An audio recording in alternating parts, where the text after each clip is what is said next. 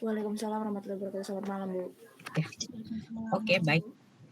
Ini baru 24 yang join ya. Kita mulai aja langsung. Nanti yang lain biar nyusul. Oke. Selamat malam semuanya. Kita hari ini lanjutkan ya. Kita akan lanjutkan materi di dalam mata kuliah Sistem Informasi Akuntansi. Dan hari ini kita akan lanjutkan di siklus akuntansi aset tetap ya.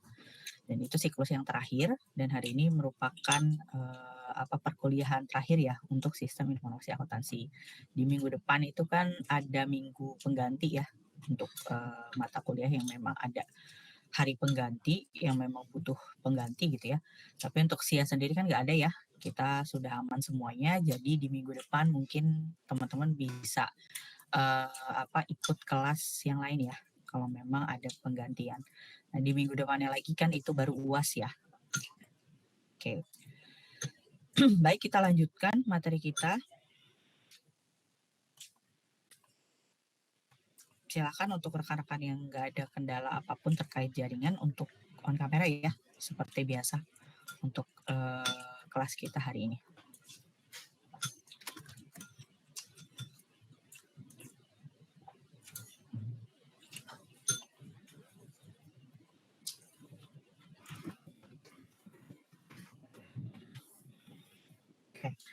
Kita masuk di siklus terakhir yaitu siklus akuntansi aset tetap. Aset tetap udah nggak asing ya buat anak-anak akuntansi. Aset tetap itu kan bagian dari aset yang sejajar dengan aset lancar. Nah, di mana aset tetap itu adalah aset yang biasanya berbentuk ada fisiknya, tapi ada juga aset tetap yang memang sifatnya dia tidak berwujud tapi ada nilainya. Nah, tapi konteks yang akan kita bahas di dalam siklus aset tetap kali ini, kita akan fokusnya itu di dalam aset berwujud ya, atau tangible asset gitu. Jadi kita akan fokusnya di sana. Oke, kita masuk ke aset tetap ya. Kenapa sih perlu akhirnya pengendalian aset tetap? Itu bukan aset tetap itu ya aset sebuah entitas atau aset dari perusahaan ya. Terus kenapa harus dikendalikan gitu ya? Sama halnya dengan aset lancar atau aset-aset lainnya, aset tetap pun menjadi bagian atau komponen yang ada di dalam laporan posisi keuangan dan kita perlu memanage dia gitu ya. Atau mengendalikan terkait dengan transaksi yang terjadi yang berkaitan dengan aset tetap itu sendiri. Nah, kalau di sini kita melihat dari karakteristiknya gitu ya, yang memang punya karakteristik spesial dan berbeda dengan aset lancar yang kita ketahui bahwa aset lancar itu biasanya kita melihat mutasinya atau pergerakannya itu berdasarkan dari konsumsinya. Dan biasanya itu kan kalau aset lancar itu bergeraknya itu cenderung lebih cepat ya dibandingkan aset tetap. Dan cenderung nilainya pun mungkin nggak melebihi si aset tetap itu sendiri gitu ya, meskipun ya ada juga gitu ya aset lancar yang transaksinya melebihi aset tetap, tapi dari frekuensi yang terjadi antara aset tetap sama si aset lancar itu biasanya lebih cepat aset lancar ketimbang aset tetap gitu ya. Nah, jadi di sini aset tetap mempunyai karakteristik yang berbeda dengan aset lancar. Nah, jika aset lancar dikendalikan pada saat konsumsinya, pengendalian aset tetap dilaksanakan pada saat perencanaan perolehan aset tersebut. Ya, jadi biasanya kan kalau aset lancar itu jarang ya kita temui ada perencanaan pembelian. Ya, perencanaan secara total mungkin ada gitu ya, target pembelian kita berapa, target penjualan kita berapa, kemudian target perolehan kas kita, lalu pengeluaran kas kita berapa, itu ada gitu ya. Tapi biasanya tidak secara spesifik dijelaskan gitu. Kira-kira itu penjualan kemana ataupun pendapatan dari mana. Jadi nggak terlalu secara spesifik dijelaskan. Nah, biasanya kan aset tetap seperti itu ya. Nah, tapi kalau aset lancar ya. Tapi kalau aset tetap ya, dia itu biasanya sampai dengan perencanaannya gitu ya. Jadi dari mulai perencanaan dia untuk perolehan aset itu biasanya sudah ada pengendalian tersendiri gitu. Jadi dilihat gitu ya kebutuhannya untuk apa, kemudian urgensinya seperti apa, lalu budgetnya ada atau enggak dan sebagainya. Jadi biasanya ada otorisasi tertentu yang harus dipenuhi sebelum akhirnya kita melakukan transaksi yang berhubungan dengan perolehan aset tetap. Jadi sedini mungkin lah ya pengendaliannya itu dilakukan terkait dengan transaksi yang berhubungan dengan aset tetap. Nah, itu yang menjadi salah satu karakteristik atau alasan ya yang akhirnya membuat si aset tetap ini perlu kita kendalikan atau kita perlu merumuskan satu kebijakan yang akan mengcover terkait dengan transaksi tersebut ya. Nah, hal ini disebabkan banyak pengeluaran-pengeluaran yang terkait dengan aset tetap yang tidak harus dilakukan karena berupa committed cost. Nah, ini ya. Jadi kenapa sih perlu akhirnya ada perencanaan dari awal dan sedini mungkin terkait dengan aset tetap? Karena ya ini, cost yang dikeluarkan itu berupa committed cost tadi. Maksudnya apa gitu ya? Aset tetap itu ada resiko gitu ketika kita akhirnya memutuskan untuk investasi di sana. Aset tetap kan sebetulnya bentuk dari investasi perusahaan ya. Jadi bukan hanya investasi terkait saham, terkait sekuritas tertentu, obligasi dan lain sebagainya. Nah, aset tetap pun sebetulnya bentuk dari investasi ya. Kalau kita bisa jabarkan lah ya. Nah, makanya kenapa dia masuk kalau di arus kas kan masuknya komponen arus kas investasi ya kalau aset tetap. Nah, karena memang dia bagian dari aset tetap. Nah, yang namanya investasi itu pasti akan ada resiko. Resiko apa gitu ya? Resiko cost yang akan timbul di masa yang akan datang. Nah, jadi memang bentuknya adalah bukan investasi yang cuma-cuma gitu ya, tapi investasi yang memang ada cost dan ada resiko cost di sana yang kita harus sadari itu sejak awal gitu ya. Pertama penyusutan, itu kan cost ya yang terbentuk. Lalu kedua memungkinkan adanya yang namanya pemeliharaan atau perbaikan gitu ya, atau penambahan suku cadang dan lain sebagainya. Nah, itu kan bentuk dari cost gitu dan itu kan munculnya di masa yang akan datang ketika kita baru memiliki aset tetap sekian tahun gitu ya. Nah, itu kan pasti kita akan memperhitungkan cost yang terjadi terhadap si aset tersebut gitu. Nah, jadi bukan hanya pengorbanan di awal gitu terkait cost perolehannya aja, tapi cost secara berjalannya pun nah itu perlu dipertimbangkan gitu oleh sebuah entitas sebelum akhirnya dia itu memutuskan investasi pada aset tetap. Makanya kenapa dia itu tadi ya pengendaliannya pun sejak dini dari awal perencanaan dia tuh mau beli apa, aset bentuknya apa, kebutuhannya untuk apa, yang nantinya itu akan melalui otorisasi tertentu yang biasanya itu bahkan beda ya sama pembelian barang dagang seperti biasanya. Gitu. Ya mungkin ketika pembelian barang itu kita cuma cukup otorisasi sampai manajer gitu misalnya. Tapi kalau misalnya di aset mungkin bisa jadi sampai direktur gitu ya, sampai direksi itu otorisasinya. Seperti itu. Jadi karena berhubungan dengan cost ini tadi yang perlu kita pertimbangkan yang akan terjadi ya mau tidak mau di kemudian hari.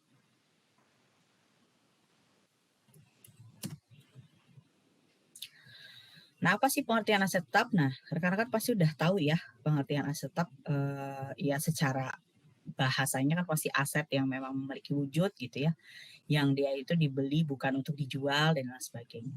Nah, di sini pengertian secara teoritisnya aset tetap itu diartikan sebagai aset perusahaan yang memiliki wujud ya, mempunyai manfaat ekonomis lebih dari 1 tahun dan diperoleh perusahaan untuk melaksanakan kegiatan perusahaan bukan untuk dijual kembali. Nah, jadi kalau kita breakdown dari pengertian aset tetap ini sebenarnya ini adalah terkandung ya ciri-ciri dari si aset tetap itu sendiri gitu ya. Jadi dia itu biasanya memiliki wujud, kemudian mempunyai manfaat ekonomis dan itu lebih dari 1 tahun biasanya. Jarang ya aset yang umur manfaatnya itu di stat cuma 2 bulan gitu ya, 3 bulan. Mungkin ada tapi terkait dengan penambahan manfaatnya ya. Tapi kalau misalnya si aset tetap itu sendiri, katakan kita beli aset ataupun kita konstruksi aset sendiri, itu biasanya estimasi umur manfaatnya itu nggak mungkin di bawah 1 tahun. Ya paling minimal mungkin 1 tahun gitu ya. Tapi commonnya itu biasanya lebih dari 1 tahun. Gitu ya. Nah, kemudian diperolehnya itu atau dibelinya ya, dia itu bukan untuk dijual kembali. Jadi itu beda yang membedakan aset tetap dengan persediaan barang dagang ya. Karena sebetulnya mirip ya, persediaan barang dagang sebenarnya bagian dari aset, tapi dia klasifikasinya adalah aset lancar. Tapi kalau aset tetap bagian dari aset, tapi dia diperoleh bukan untuk dijual kembali. Ya, meskipun di kemudian hari gitu ya, di tengah periode penggunaan dari aset tetapnya ataupun di akhir ketika memang dia sudah habis masa manfaatnya, bisa jadi ada opsi memang untuk dijual gitu ya atau ditukar dengan aset yang lebih baru misalnya. Tapi itu bukan tujuan utama dari adanya pengadaan atau perolehan dari aset tetap. Nah, itu yang membedakan dia dengan si persediaan gitu ya. Nah, sehingga aset tetap ini disebut dengan tangible fixed asset. Ya, jadi fokus yang kita bahas di dalam siklus hari ini itu adalah fokus ke tangible fixed asset, ya, bukan intangible ya. Jadi aset tetap yang berwujud.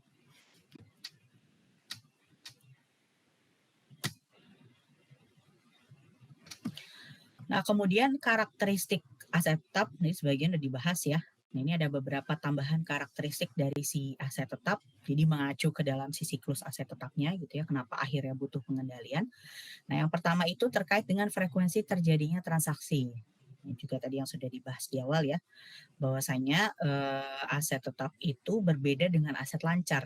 Nah, biasanya frekuensi terjadinya transaksi itu nggak sesering aset lancar ya. Persediaan barang dagang mungkin movingnya bisa setiap hari, bisa setiap bulan itu nggak mungkin nggak ada gitu ya. Tapi kalau misalnya aset tetap itu belum tentu, bisa jadi dalam 1 bulan pun ya nggak ada perolehan aset ya. Untuk penyusutannya mungkin ada gitu, tapi terkait dengan perolehan asetnya itu jarang gitu biasanya terjadi dalam waktu 1 bulan sekali gitu ya. Itu pun ya bisa dihitung jari mungkin dalam 1 tahun tuh terkait dengan perolehan aset tuh berapa kali. Dan biasanya lebih sedikit daripada aset lancar gitu ya. Nah, kemudian namun umumnya ya, jadi di samping frekuensinya itu terjadi secara sedikit atau lebih sedikit dibandingkan dengan aset lancar, tapi ketika adanya transaksi gitu ya yang menyangkut aset tetap itu biasanya jumlahnya itu nominalnya ya, nominal dari transaksinya itu biasanya lebih besar daripada si aset lancar. Ya, bahkan miliaran gitu ya, triliunan gitu kalau kita bicara asetnya itu sangat besar ya. Seperti itu. Jadi ini yang pertama, ciri-ciri yang pertama terkait dengan kenapa sih aset tetap itu butuh kita kendalikan. Kemudian yang kedua, yaitu pengendalian aset tetap dilaksanakan pada saat perencanaan perolehan aset tetap. Nah, ini juga yang membedakan dia dengan aset lancar ya. Jadi kita memang perlu memberlakukan kebijakan tertentu terkait dengan otorisasi, terkait dengan perolehan aset tetap itu sendiri. Gitu ya. Jadi siapa aja yang boleh akhirnya mengizinkan melakukan otorisasi terhadap user yang membutuhkan aset tetap, sehingga akhirnya cost yang keluar terkait dengan aset tetap itu bisa terkontrol. Gitu ya. Nah, jadi ini yang ciri-ciri yang kedua ini terkait dengan perolehan aset tetap yang memang membutuhkan otorisasi tertentu dalam rangka memperoleh si aset tetapnya. Ya. Nah, kemudian yang ketiga, pengeluaran terkait dengan aset tetap perlu dibedakan menjadi 2. Nah, jadi di sini ada pengeluaran pendapatan atau revenue expenditure, lalu yang kedua ada pengeluaran modal atau capital expenditure ya. Nah, maka perlu disusun kebijakan akuntansi untuk membedakan kedua pengeluaran tersebut. Nah, jadi ada 2 tipe biaya atau ada 2 tipe pengorbanan yang terjadi di dalam aset tetap itu. Yang pertama itu revenue expenditure, lalu yang kedua itu adalah capital expenditure ya, atau biasanya bahasa umumnya lah ya, kalau pengeluaran pendapatan itu adalah cost yang memang langsung dibebankan pada laba rugi atau operational expense ya, atau biasanya OPEX disebutnya singkatnya. Nah, kemudian pengeluaran modal atau capital expenditure itu adalah pengeluaran yang dirasa perusahaan itu layak dikategorikan sebagai CAPEX. Jadi ini OPEX, ini CAPEX gitu ya. Atau bisa kita kapitalisasi ke dalam si asetnya tersebut. Ya, teman-teman udah pernah belajar di akuntansi menengah harusnya udah dapat ya terkait dengan kapitalisasi aset. Nah, jadi pengeluaran atau pengorbanan yang berkenaan dengan si aset itu sendiri, perusahaan itu perlu menentukan karakteristik atau kriteria-kriteria tertentu. Ya, kira-kira yang mana biaya yang bisa kita kapitalisasikan ke dalam si asetnya, yang mana biaya yang memang kita bisa langsung bebankan dia ke laba rugi. Nah, jadi ada 2 tipe biaya itu gitu ya, yang terkait dengan karakteristik aset tetap, kenapa dia itu perlu diadakan pengendalian khusus gitu untuk si aset tetap.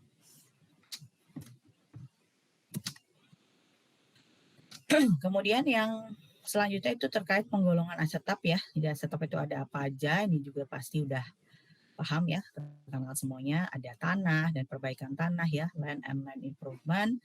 Lalu ada gedung dan perbaikan gedung, building and building improvement ya. Lalu mesin dan peralatan pabrik ya, atau mesin and equipment, lalu mebel, furniture, atau kendaraan dan vehicle ya, atau vehicle ya. Nah, di antara aset-aset ini, hampir semuanya itu membutuhkan penyusutan atau akan terjadi yang namanya penurunan nilai ya dari si aset tetap itu sendiri. Nah, tapi ada satu aset tetap yang memang dia itu nggak disusutkan ya, bahkan ya nggak bisa disusutin. Gitu. Nah, itu adalah tanah ya. Jadi tanah itu menjadi salah satu aset, bukan salah satu ya, tapi satu-satunya aset yang dia itu nggak bisa disusutkan. Jadi berbeda dengan aset-aset lain ya. Ini, jadi dia itu memang menjadi aset yang tidak bisa kita susutkan. Lalu selanjutnya kita akan masuk ke transaksi yang melibatkan aset tetap itu sendiri. Ada transaksi apa aja sih, ya? Nah, di sini kita akan bahas ada 3 kelompok transaksi dari aset tetap. Yang pertama itu ada transaksi yang mengubah si akun aset tetapnya itu sendiri. Kemudian yang kedua, transaksi yang mengubah akun akumulasi penyusutan aset tetap yang bersangkutan. Di bawahnya aset tetap itu kan biasanya ada satu akun ya. Satu akun yang saldonya itu minus, dan dia itu akan menampung penyusutan yang terjadi secara berkala yang melibatkan si aset tersebut. Jadi biasanya aset-aset yang bisa disusutkan tuh pasti punya akun itu. Nah, jadi ada juga transaksi yang bisa mengubah si akumulasi penyusutan yang bukan langsung ke dalam si asetnya, gitu ya. Lalu yang ketiga, transaksi yang mengubah akun beban reparasi dan pemeliharaan dari aset tetap. Ini terkait dengan maintenance ya, maintenance dari aset tetapnya. Nah, kita juga perlu melihat efek dari transaksi apa sih gitu yang mengubah atau mempengaruhi akun beban reparasi dan pemeliharaan aset tetap.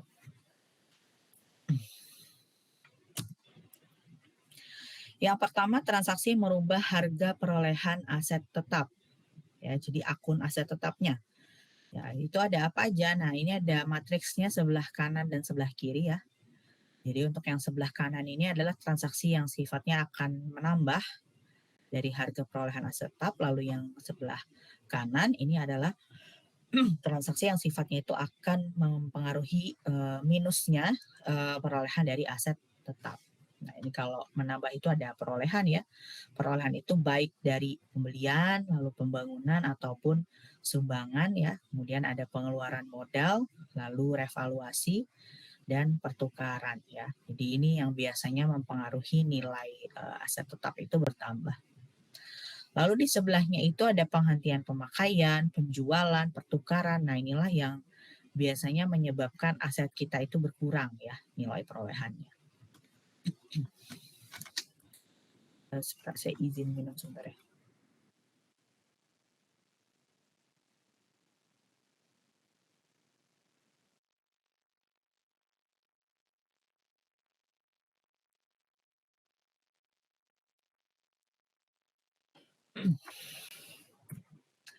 Selanjutnya yang kedua, transaksi yang merubah akumulasi penyusutan aset tetap ya. Di sebelah di sebelah kiri ini kebalikannya ya. Jadi penghentian pemakaian, penjualan, pertukaran. Nah, ini justru yang akan mengurangi nilai dari akumulasi penyusutan aset tetap. Ya, karena sifatnya dia minus, maksudnya di kredit gitu ya, sifatnya lawannya dari si aset tetap itu sendiri. Jadi penghentian pemakaian, penjualan, dan pertukaran itu justru akan mengurangi nilai akumulasi. Ya, karena kita harus tutup dia gitu ketika ada transaksi ini semua. Nah, kemudian yang penyusutan itu yang akan menambah nilai akumulasi penyusutan aset tetap. Kemudian yang ketiga ya, ini maksudnya yang ketiga, typo. Transaksi merubah beban reparasi dan pemeliharaan dari aset tetap. Nah, ini terkait dengan akun beban reparasi. atau maintenance expense ya dari si aset tetapnya. Itu ada transaksi konsumsi bahan baku suku cadang, kemudian sumber daya manusia, energi terkait dengan bahan bakar ya, lalu peralatan, kemudian sumber daya lain. Nah, itu adalah aktivitas yang akan menambah beban reparasi dan pemeliharaan aset tetap. Nah, kenapa nggak ada yang berkurang gitu ya? Mungkin kalau pengurangan itu mungkin dari adjustment ya munculnya. Tapi yang namanya beban itu biasanya nggak mungkin berkurang gitu ya, apalagi ketika kita bicara beban reparasi. Kecuali mungkin bebannya itu adalah beban yang memang di muka ya, seperti beban asuransi, biaya iklan gitu ya. Nah, itu kan mungkin ada pertimbangan untuk akhirnya di-adjust tiap bulannya. Nah, tapi kalau biaya reparasi dan pemeliharaan tetap biasanya kan terjadinya itu ya pada saat dia butuh butuh reparasi ataupun pemeliharaan, itu biasanya ya langsung terjadi gitu biayanya. Langsung hari itu juga. Nah, jadi nggak perlu kita akhirnya ada pengurangan kecuali memang ada adjustment gitu ya. Kesalahan catat, kesalahan pengakuan dan sebagainya. Jadi di sini memang hanya satu sisi ya, yaitu menambah si akun beban reparasinya aja.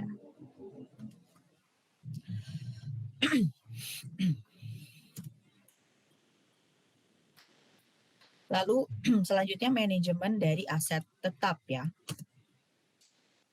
Nah, meliputi apa aja sih aktivitas yang ada di dalam manajemen aset tetap ya, atau fixed asset management. Nah, di sini ada satu fungsi di dalam satu company itu yang biasanya punya tanggung jawab untuk mengelola aset ya. Baik dari sisi kita bicara accounting gitu ya, atau dari sisi ya manajemen physically asetnya.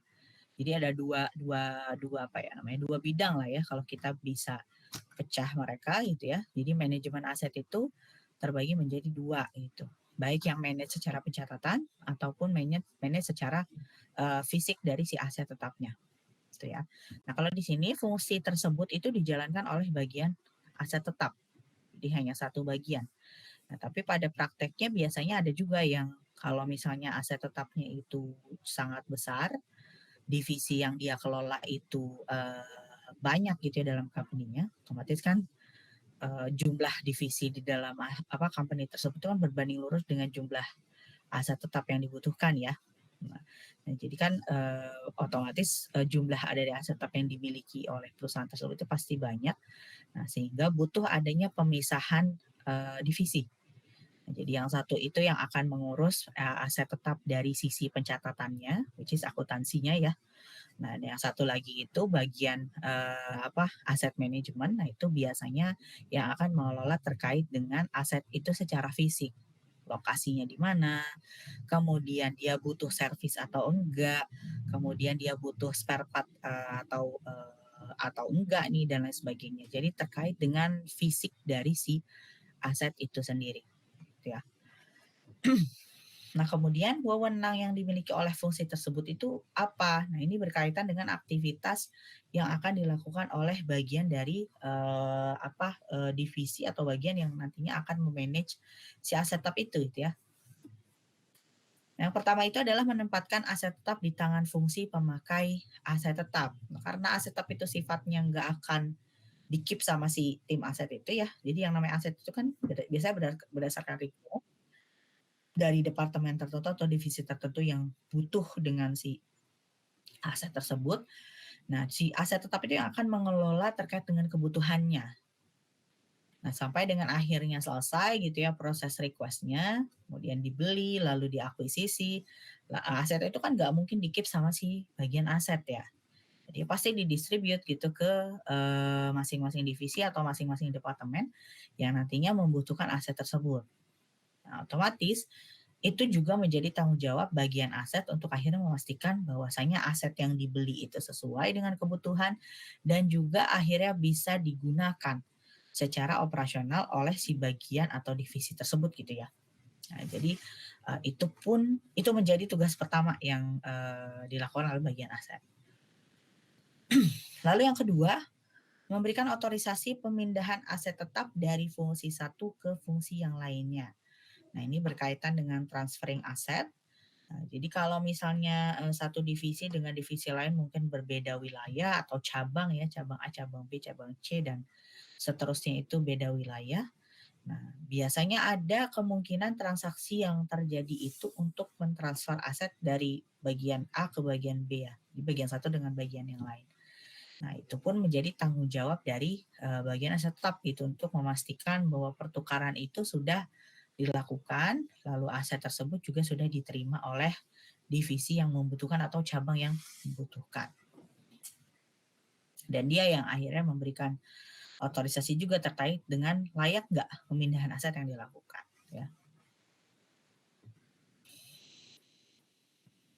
Kemudian yang ketiga, memberikan otorisasi penghentian pemakaian aset tetap. Nah, ya, aset itu nggak mungkin selamanya dipakai.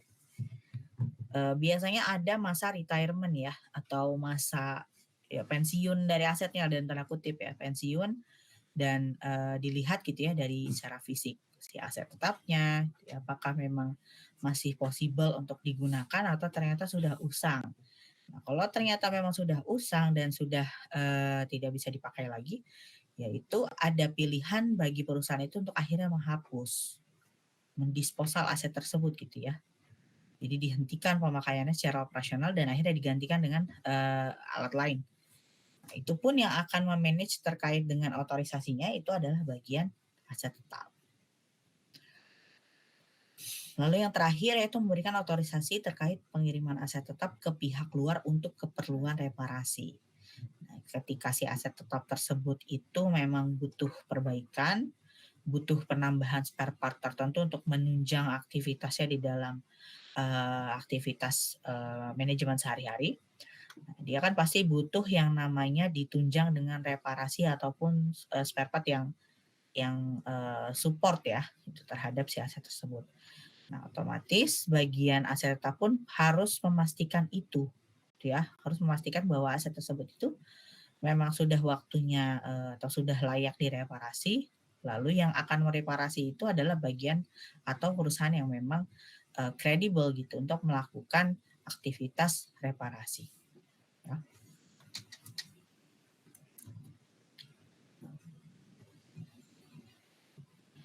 Nah, kemudian selanjutnya dokumen aset tetap ya. Jadi ini adalah dokumen-dokumen yang biasanya terjadi atau biasanya dibuat pada saat kita melakukan transaksi yang berhubungan dengan aset tetap ataupun akumulasi penyusutannya. Yang pertama itu adalah surat permintaan otorisasi investasi ya, atau expenditure authorization request. Nah, ini atau bahasa umumnya ya surat permintaan aset tetap gitulah ya. Jadi biasa dari divisi tertentu yang membutuhkan aset tetap, dia butuh apa, misalnya laptop, sekian unit untuk karyawan baru misalnya. Nah, itu diajukan ke bagian aset tetap gitu untuk nantinya di assessment, kemudian dilakukan penilaian ya, kira-kira cocok nggak atau layak nggak ini dipenuhi gitu oleh manajemen. Lalu yang kedua itu surat permintaan reparasi ya, atau authorization for repair. Ya, ini terkait dengan surat permintaan reparasi, dia mirip dengan surat permintaan otorisasi, hanya saja kalau surat permintaan reparasi itu terkait dengan permintaan dari perbaikan aset yang memang dibutuhkan. Lalu ada surat permintaan transfer aset tetap, ya, ini juga mirip, isinya aja atau esensinya yang beda ya. Kalau ini surat permintaan terkait transfer aset, lalu surat perintah kerja atau work order, kemudian surat order pembelian ketika kita butuh yang namanya pembelian aset tetap, lalu laporan penerimaan barang, kemudian faktur dari pemasok ya ketika lakukan pembelian, lalu bukti kas keluar, kemudian daftar penyusutan aset tetap dan bukti memorial. Nah, ini yang biasanya dibentuk atau dokumen yang memang ada berkaitan dengan ketika kita melakukan transaksi yang berkaitan dengan aset tetap ataupun akumulasi penyusutannya ya.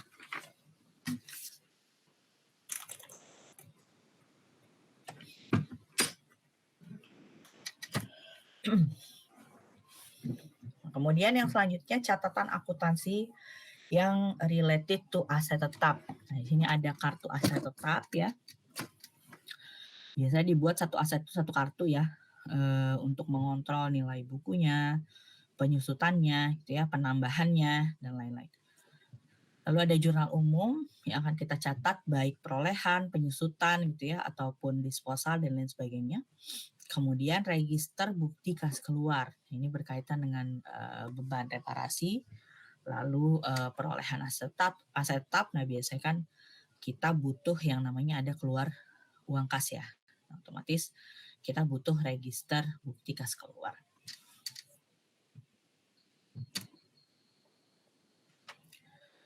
Nah, selanjutnya fungsi yang terkait aset tetap atau bagian yang biasanya bukan menghandle ya, tapi bahasanya dilibatkan gitu dalam transaksi aset tetap gitu di dalam satu entitas ya. Yang pertama itu fungsi pemakai, yaitu terkait dengan pengajuan investasi aset tetap. Nah, ini biasanya ya semua divisi. Karena kan aset tetap itu tersebar di semua divisi ya. Jadi ada atau tidaknya pembelian dari aset tetap itu kan biasanya berdasarkan request dari si pengguna. Nah, penggunanya itu berasal dari semua divisi yang ada dalam satu company. Karena kan setiap divisi itu pasti membutuhkan aset ya, entah apapun bentuk asetnya. Ya. Nah, fungsi pemakai merupakan fungsi yang nantinya akan dilibatkan di dalam transaksi aset tetap. Lalu fungsi penelitian dan pengembangan ya, ini terkait dengan assessment terhadap kelayakan kebutuhan aset ya. Jadi sebelum akhirnya request dari fungsi pemakai ini dipenuhi, fungsi penelitian dan pengembangan ini yang nanti akan melakukan assessment terkait dengan request dari sini gitu ya. Kira-kira layak nggak dipenuhi? Kebutuhannya untuk apa? Urgent atau enggak? Dan sebagainya. Kemudian direktur terkait, nah ini terkait dengan otorisasi ya, itu pemberian persetujuan terhadap request yang dilakukan oleh si fungsi pemakai di sini. Nah, itu ya, jadi biasanya aset tetap itu karena nilainya itu cenderung besar, sehingga dia membutuhkan otorisasi dari level yang tinggi juga. Nah, biasanya sampai direktur terkait ya. Lalu ada direktur utama, nah ini juga bisa jadi dilibatkan kalau memang ternyata sangat besar sekali dari nominal transaksinya. Nah, jadi memungkinkan untuk melibatkan sampai dengan level teratas ya, itu direktur utama.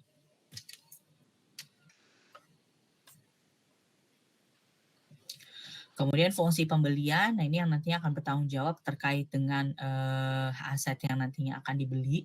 Ya, karena kan request dari fungsi pemakai ini belum tentu asetnya itu ready. Biasanya beli dulu gitu ya. Baik berupa fisik ataupun berupa intangible ya. Asetnya itu biasanya harus dibeli dulu. Nah, itulah yang dilakukan oleh bagian pembelian ataupun bagian procurement. Dan mereka juga yang nanti akan menseleksi vendor mana yang cocok ya, baik dari segi harga ataupun dari segi kebutuhan kita. Kemudian ada fungsi penerimaan, yaitu terkait dengan bagian yang nantinya akan memeriksa kondisi dari asetnya, karena kan aset itu pasti nyampe dulu ke kita sebelum akhirnya ditagih. Nanti akan dicek oleh bagian fungsi penerimaan ini, aset tersebut sudah lengkap belum sesuai dengan pesanan kita, secara fisiknya oke, dan kriteria-kriteria lain yang nantinya akan menjadi tolak ukur bahwa aset tersebut itu layak dan memang sudah sesuai dengan request kita. Lalu fungsi aset tetap, ini bertanggung jawab terhadap pengelolaan aset tetap. Lalu ada fungsi akuntansi yang bertanggung jawab terhadap penyelenggaraan pembukuan ya atau jurnal yang bersangkutan dengan aset tetap. Nah, jadi fungsi aset tetap dan fungsi aset accounting itu biasanya terpisah ya. Karena beda peruntukannya di dalam manajemen tersebut gitu ya.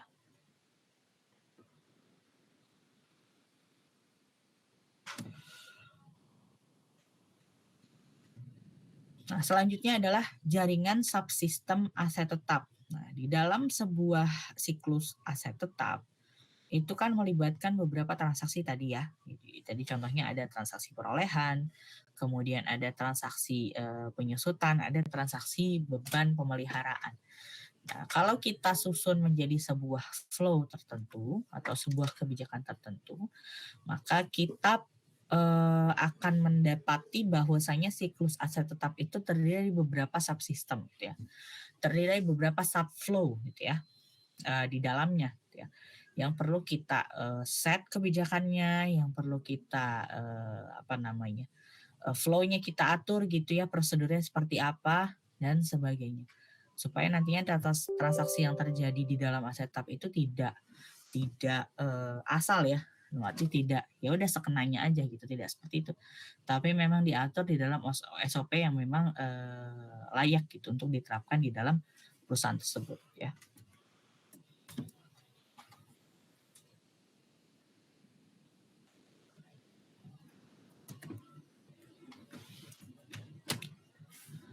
Nah, ada apa aja jaringan subsistemnya? Yang di sini ada 7 ya. Bisa jadi mungkin beberapa company menerapkan hal yang lebih dari 7 gitu ya. Tapi biasanya yang perlu kita rancang SOP ataupun kebijakannya yaitu terkait dengan 7 siklus ini ya. Yang pertama itu sistem pembelian aset tetap. Ya, yang kedua itu adalah sistem perolehan aset tetap melalui pembangunan sendiri. Jadi untuk poin pertama dan poin kedua sebenarnya sama ya, sama-sama perolehan aset tetap. Cuma bedanya itu yang pertama itu ya perolehan dengan membeli langsung, jadi membeli barang jadi siap pakai gitu ya. Tapi kalau sistem perolehan dengan pembangunan sendiri itu biasanya melalui proses konstruksi terlebih dahulu. Dan biasanya itu gedung gitu ya yang memang butuh untuk dibangun sendiri dulu gitu sebelum akhirnya dia diakui sebagai aset tetap kita atau aset under construction gitu ya biasanya bahasanya. Lalu yang ketiga itu sistem pengeluaran modal. Kemudian yang keempat itu terkait sistem penghentian pemakaian aset tetap. Lalu yang selanjutnya sistem transfer aset tetap. Lalu sistem revaluasi aset tetap. Nah, ketika si aset tetap itu dicatat dengan model revaluasi biasanya setiap bulannya itu perlu kita sesuaikan ya, kira-kira aset tetap kita itu sudah sesuai atau belum gitu secara nilai pasarnya, ya, nilai buku yang tercantum di dalam bukuan. Lalu sistem akuntansi penyusutan aset tetap ya. Nah, ini adalah 7 transaksi yang perlu kita rancang itu ya, kebijakan yang ada di dalam satu company tersebut.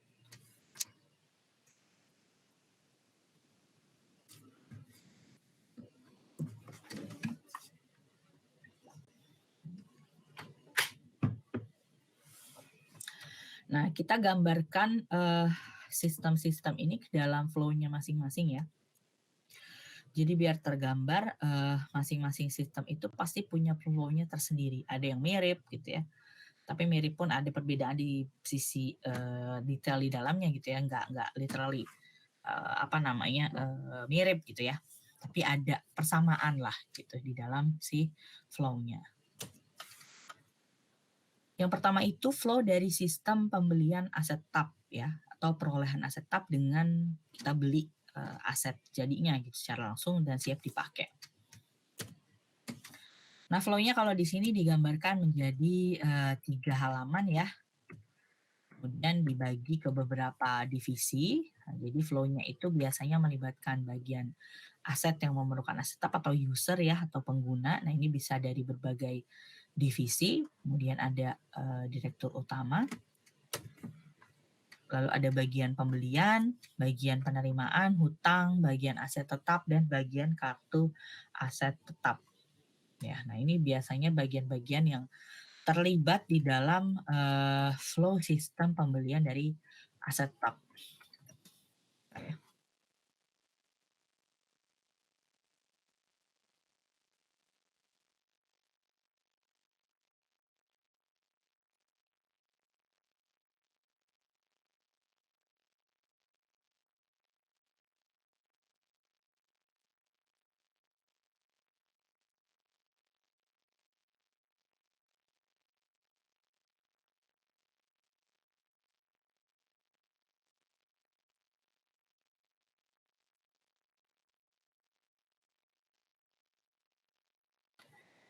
Oke, lanjut ya.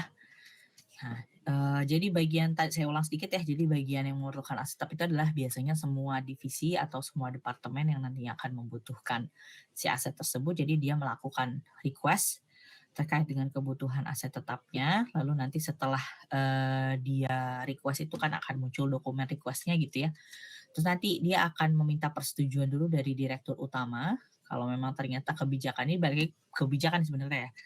Apakah memang kebijakannya dirasa butuh otorisasi sampai direktur atau enggak. Nah, tapi kalau misalnya ternyata butuh sampai direktur ya kita akan otorisasi sampai direktur gitu ya. setelah direktur utama akhirnya mengotorisasi, barulah dokumen tersebut keluar. Lalu kalau memang ada berangkap-rangkap, dia akan didistribusi ke masing-masing divisi. Nah, kalau di sini biasanya itu dia didistribute langsung ke bagian pembelian. Nah, bagian pembelian yang nantinya akan menerima request tersebut, kemudian dia yang akan menyiapkan surat permintaan dari penawaran harga dari vendor terkait dengan aset yang dibutuhkan tersebut, gitu ya. Dia juga yang akan melakukan seleksi vendor, gitu ya, vendor mana yang layak nantinya untuk provide kebutuhan dari user kita. Nah, kemudian nanti dia juga yang akan membandingkan harga dari satu vendor dengan vendor yang lainnya. Lalu di bagian pembelian juga yang nantinya akan memproses order pembelian. Nah, order pembelian itu kan nanti pasti dikirim ke bagian vendor ya, ke si vendornya gitu ya, untuk akhirnya dikirimkan barang nih ke kita. Nah, setelah akhirnya surat order itu dikirim kepada vendor, nantinya kan akan ada barang masuk ke kita ya. Itu berupa si aset tab-nya itu. Nah, itu akan dicek oleh bagian penerimaan. Ya, akan dicek oleh bagian penerimaan. Nantinya itu akan dicek terkait dengan kondisi aset tab-nya, kelengkapannya itu ya, dan sebagainya sebelum akhirnya dia itu dilaporkan gitu ya ke bagian pembelian bahwasanya sudah ada nih penerimaan barang dengan spesifikasi A, B, C, D, E, lalu nantinya akan didistribusikan kepada si user atau ke si penggunanya. Nah, barulah setelah itu nanti bagian pembelian yang akan menerima faktur pajak atau faktur pembelian ya dari si vendor ya untuk sebagai analisa terkait dengan pengakuan hutangnya. Baru nanti ketika sudah dinilai layak ya, dokumennya sudah lengkap dan lain sebagainya, itu akan diteruskan ke bagian hutang. Nah, disinilah muncul pengakuan hutang ya atas pembelian aset tab itu. Nah, setelah itu nanti di bagian hutang yang akan dicek kembali terkait dengan kelayakan dokumen pembelian tersebut, apakah memang layak untuk dijadikan AP atau account payable di sisi kita, ataukah enggak. Nah, ketika sudah oke kita akui dia sebagai hutang, nah maka kita bisa teruskan ke bagian akuntansi. Bukan akuntansi ya, kalau pembayaran tuh, bagian administrasi keuangan ya. Jadi kalau di sini itu bagian aset tab. Nah, tapi biasanya kalau melakukan yang namanya pengeluaran itu biasanya bagian keuangan. Ya, kalau di sini kan bagian hutang ya dilakukan ya. Nah, tapi biasanya kalau memang sudah sebegitu detail dari flow-nya itu biasanya bagian hutang dan bagian treasury ya atau administrasi keuangan itu biasanya terpisah gitu. Jadi yang menghandle bagian AP dengan yang menghandle bagian uang keluar itu biasanya adalah divisi yang berbeda. Lalu di bagian aset tetap atau bagian kartu aset tetap ini biasanya divisi yang sama ya, yang bisa digabung, yang fungsinya itu dia akan mencatat secara fisik dari si aset tetap itu. Ya, baik kondisinya, kebutuhan spare part-nya apa aja, terdiri dari apa aja sih barang-barang yang ada di dalamnya itu gitu. Nah, itu adalah yang memanage si bagian aset tetap dan bagian kartu aset tetap. Jadi ini biasanya bisa digabung ya si divisinya.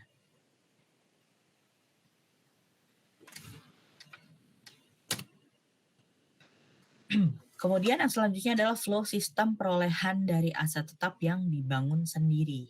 Nah, pada prinsipnya sebenarnya sama ya, perolehan aset tetap baik yang dibangun sendiri maupun yang dibeli secara langsung atau secara jadi itu sebenarnya nggak terlalu beda dari sisi flow-nya karena memang sifatnya sama-sama perolehan. Cuma bedanya kalau lewat pembelian itu ya kita kan langsung mengakui aset itu ya sebagai bagian dari aset kita ketika aset itu udah sampai.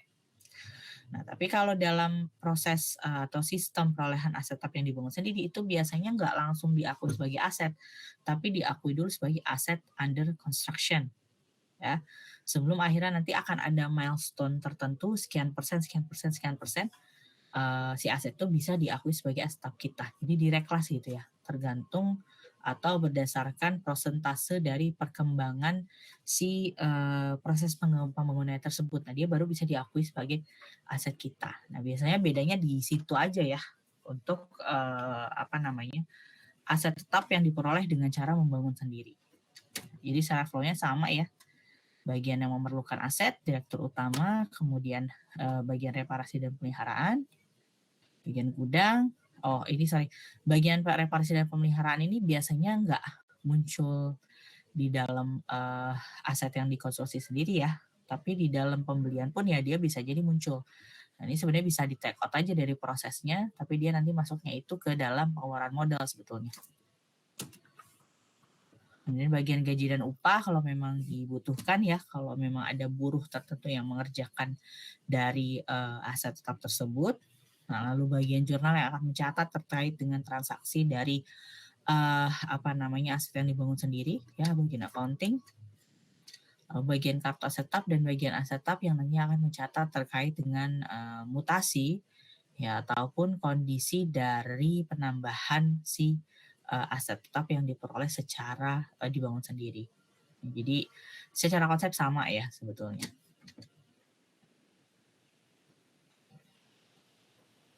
Lalu sistem yang ketiga yaitu flow atau sistem pengeluaran modal ya. Nah, di sini berkaitan dengan biaya reparasi. Nah, tadi udah sering disinggung juga, jadi dalam satu aset atau beberapa aset itu memungkinkan adanya cost yang dikeluarkan untuk perbaikan. Nah, di sini juga sama ya, bagian yang memerlukan pengeluaran modal ataupun memerlukan beban tersebut ya, nah itu dia akan melakukan permintaan terkait dengan beban reparasi yang nantinya akan keluar gitu ya. Lalu diautorisasi oleh bagian tertentu di sini direktur utama. Ya, nantinya bagian reparasi dan pemeliharaan itu yang akan memenuhi kebutuhan tersebut ya untuk divisi yang tadi membutuhkan. Lalu bagian gudang yang nantinya akan melakukan penerimaan spare part ya. Kalau memang ternyata butuh spare part yang untuk perbaikan si aset tetapnya itu kan harus dibeli dulu ya kalau memang stoknya nggak ada. Nah, kalau stoknya nggak ada, ketika dibeli, nah itu akan dihandle oleh bagian gudang untuk penerimaan spare partnya. Kemudian bagian gaji dan upah kalau memang ada tenaga kerja yang dilibatkan dalam rangka proses reparasinya. Lalu bagian jurnal yang akan mencatat terkait dengan pencatatan akuntansi ya, biaya-biaya ataupun kos-kos yang terjadi terkait dengan aktivitas reparasi. Nah, ini bagian kartu aset tetap dan bagian aset tetap yang nantinya akan memanage terkait dengan aset itu secara fisik ya.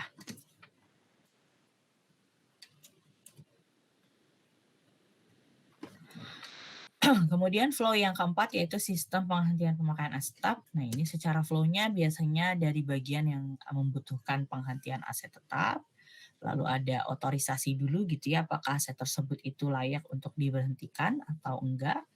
Lalu nanti ketika memang dirasa oke, berhenti nih si aset boleh dihentikan, barulah nanti akan dieksekusi gitu oleh bagian aset tetap dan bagian kartu aset tetap. Kemudian reklasifikasi untuk penghentian asetnya itu akan dilakukan oleh bagian jurnal ya, atau bagian accounting ya. Selanjutnya flow atau sistem transfer aset tetap. Nah, ini secara flow-nya juga sama ya. Biasanya request dari bagian tertentu yang akan melakukan transfer aset. Lalu setelah itu direktur utama akan direktur utama yang nantinya akan mengotorisasi ya terkait dengan request untuk transfer aset tersebut ya. Kemudian nanti bagian aset tetap dan bagian kartu aset tetap setelah dapat otorisasi dia akan melakukan proses perpindahan dari aset. Nah, nanti bagian yang tadi dituju gitu untuk akhirnya dipindahkan asetnya dia yang akan melakukan penerimaan. Jadi gambarannya itu ada yang ngirim, ada yang nerima gitu ya. Jadi ada konfirmasi dua pihak lah. Bahwasanya dia sudah kirim, lalu di sebelah sini sudah terima, berarti proses pertukaran aset sudah selesai. Ya. Lalu yang keenam, flow sistem revaluasi aset ya, ketika memang dia dibutuhkan atau dicatat sebagai model revaluasi, itu kan mau nggak mau butuh yang namanya revaluasi aset ya. Nah, juga sama biasanya di request oleh direktur utama, tapi commonnya sebenarnya nggak langsung dari direktur utama ya, biasanya adalah bagian accounting yang nantinya akan menginisiasi terkait dengan kebutuhan revaluasi aset tetap. Atau kalaupun direktur ya direktur bidang finance-nya gitu ya, bukan dari direktur utama. Nah, kemudian nanti dia bagian kartu aset tetap itu akan memanage terkait dengan perubahan nilainya. Lalu jurnal yang dibutuhkan akan dicatat oleh bagian accounting. Biasanya kan pasti membutuhkan jurnal ya terkait dengan evaluasi aset tetapnya.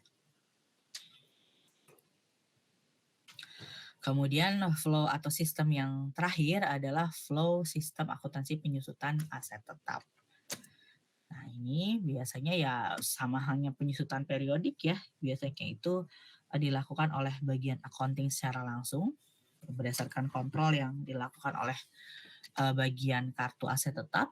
Nah nantinya pencatatan jurnal terkait penyusutannya itu dicatat oleh bagian accounting ya atau bagian jurnal itu. Nah, jadi itu adalah beberapa flow atau sistem yang sangat dibutuhkan untuk di-set kebijakannya karena ya itu berkaitan dengan prosedur ya. Prosedur terkait dengan jalannya aset tetap di dalam perusahaan kita.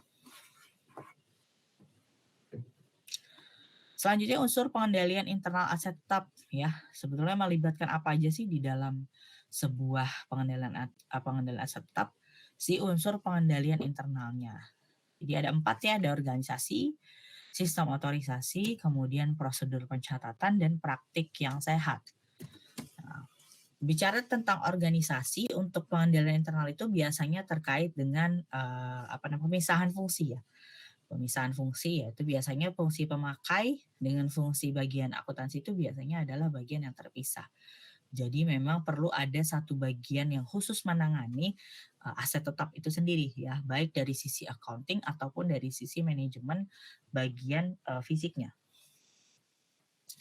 Lalu terkait dengan transaksi ya, transaksi perolehan, penjualan, penghentian pemakaian aset, nah itu harus dilaksanakan oleh lebih dari satu unit organisasi yang bekerja secara independen gitu. Jadi nggak bisa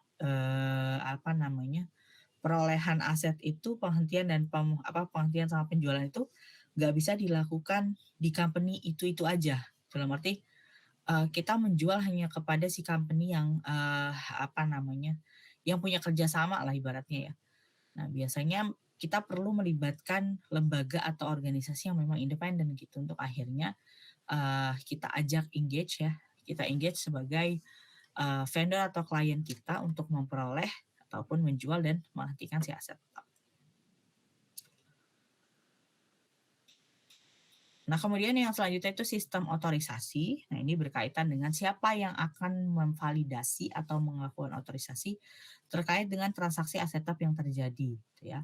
Siapa yang akan mengotorisasi surat perintah kerja, siapa yang akan mengotorisasi surat order pembelian, laporan penerimaan barang, bukti kas keluar, bukti memorial, lalu permintaan investasi akan aset tetap, nah itu siapa yang berhak untuk mengotorisasi. Nah itu diatur dan harus diatur gitu ya, supaya nantinya jelas gitu siapa yang bisa mengotorisasi terkait dengan perolehan aset tetap. Ataupun transaksi lainnya yang melibatkan aset tetap ya, bukan hanya perolehan aja. Lalu prosedur pencatatan yaitu terkait dengan perubahan kartu dari aset tetap gitu ya, harus didasarkan pada bukti kas keluar ataupun bukti memorial dan bukti yang lainnya gitu ya. Kalau surat permintaan transfer aset ya itu harus didukung dengan dokumentasi kebutuhannya apa, lalu ada dokumentasi terkait dengan historical pemindahan asetnya dan sebagainya. Jadi di dalam unsur pengendalian internal yang berupa prosedur pencatatan, kita membahas terkait persyaratan dokumen yang perlu dipenuhi. Nah, supaya nantinya pencatatan ke dalam pembukuannya itu valid gitu. Ada hal yang mendasar lah yang bisa dipertanggungjawabkan kenapa akhirnya catatan atas aset tetap itu bisa masuk ke dalam pembukuan perusahaan ya. Kemudian yang keempat yaitu praktik yang sehat. Nah, ini berkaitan dengan kontrol dari pencatatan dan secara fisik asetnya gitu ya. Kita perlu melakukan stock opnam. Jadi bukan hanya persediaan aja yang biasanya dilakukan stock opnam, tapi aset tetap pun biasanya dilakukan stock opnam. Gitu ya. Apalagi yang memang perusahaan cabangnya banyak, asetnya banyak, itu mau nggak mau perlu melakukan aktivitas stock opnam untuk memastikan bahwasanya nilai yang dicatat di dalam pembukuan itu sesuai dengan fisik asetnya ya, bahwa kita memang punya aset sebanyak itu, sebesar itu.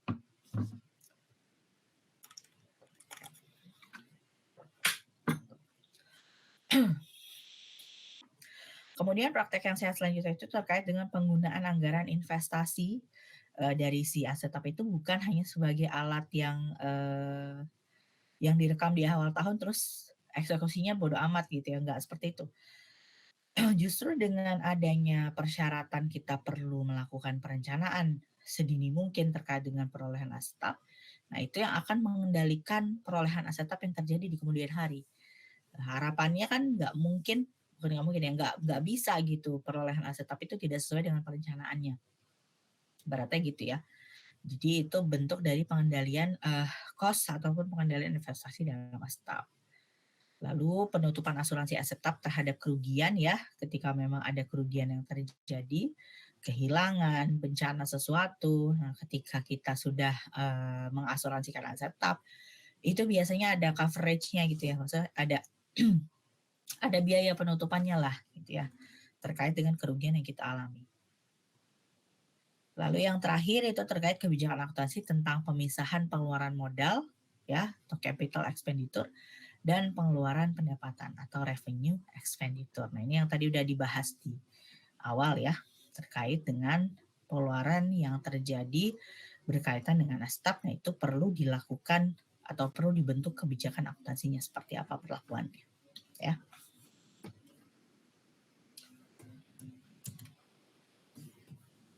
Oke, baik.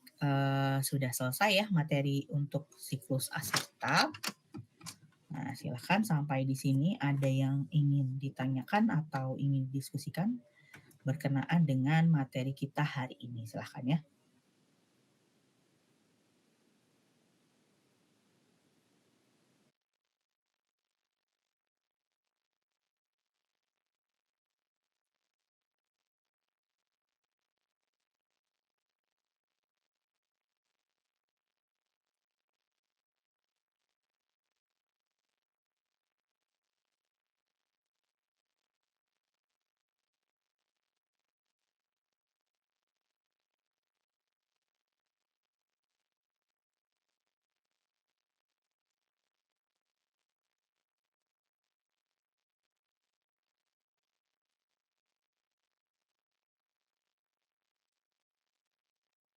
Ya, silakan kalau ada pertanyaan.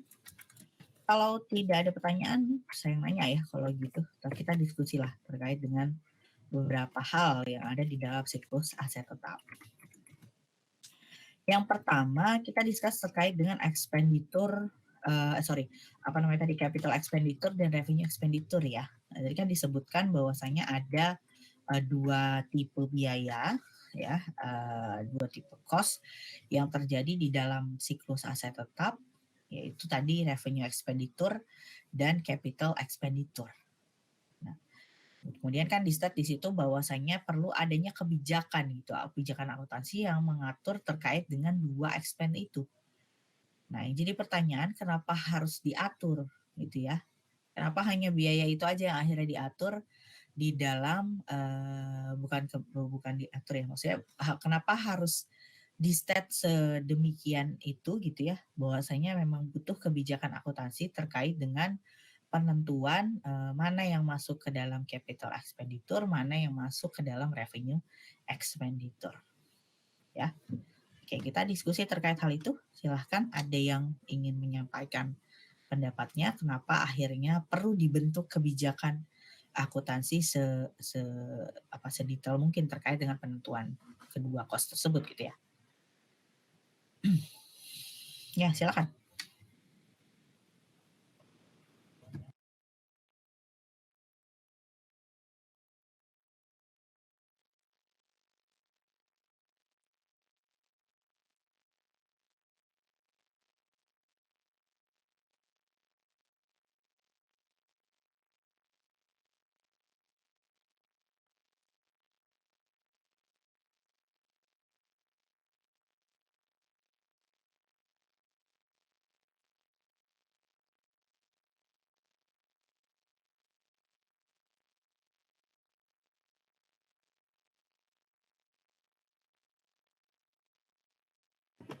Halo, ini masih standby semua karena saya nggak bisa lihat wajahnya ya, kameranya off semua. Apakah masih standby di depan laptop atau seperti apa? Silahkan. Masih, Bu. Oke, baik. Silahkan. Ada yang ingin menyampaikan pendapat? Boleh.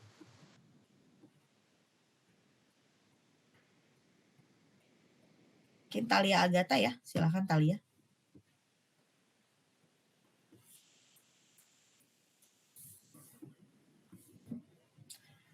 Silahkan disampaikan terkait dengan jawaban ataupun pendapatnya ya. Terkait dengan kenapa akhirnya, bukan akhirnya ya, kenapa seharusnya mungkin ya, seharusnya perusahaan itu disarankan untuk membentuk kebijakan terkait terkait dengan kedua biaya tersebut gitu ya. Nah, itu kira-kira kenapa?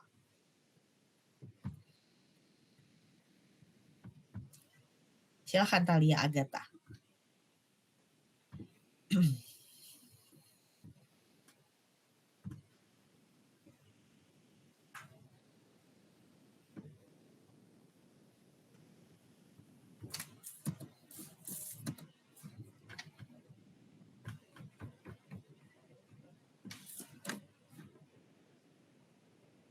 Halo, Thalia Agatha hadir?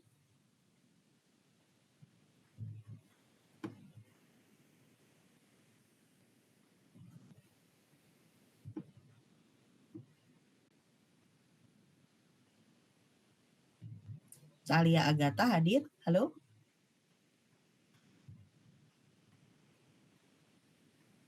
Hadir, Ibu. Ya, silakan. Sebentar.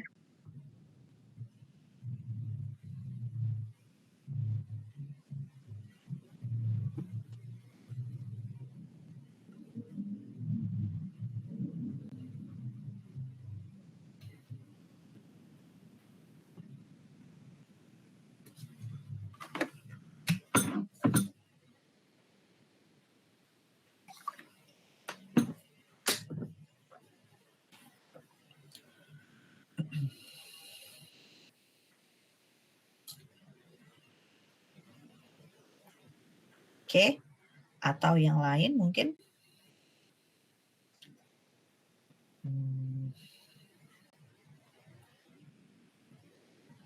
Arik Runa ya? Dini Octavia ya, Resen. Silahkan Dini. Ibu, maaf ya sebelum yang off cam. Iya. Menurut saya itu kenapa tadi harus ada kebijakan, jadi kan sesuai sama pengertiannya, capital expenditure itu pengeluaran yang menguntungkan, salah. Pengeluaran yang meningkatkan aset atau memperpanjang masa manfaatnya itu capital expenditure, yaitu yang lebih dari 1 tahun. Nah, sedangkan yang revenue itu yang 1 periode aja. Jadi menurut saya kenapa harus dipisah, karena terkait aset tetap itu kan ada yang 1 tahun, ada yang lebih, jadinya biar itu Bu, biar terkelompok seperti itu. Terkelompok dari sisi apa? Asetnya maksudnya? Iya, jadi kita tahu yang masa manfaatnya lebih dari 1 tahun itu seberapa banyak. Oke. Berarti terkait dengan klasifikasi ya, berapa jumlah yang lebih dari 1 tahun, berapa jumlah yang tidak lebih dari 1 tahun gitu ya? Maksudnya Dini berarti ya? Iya, Bu. Oke, baik. Thank you Dini. Ada yang mau menambahkan mungkin? Dari Thalia udah ada jawaban, mungkin Thalia silakan.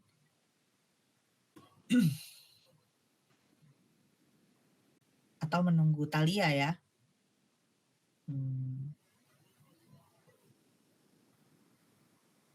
Ini cowoknya Davi sama Dava aja kayaknya, sisanya cewek semua. Oh, Nicholas ya. Nicholas. Vito Alia, Vito Yudantoro mungkin ada jawaban lain.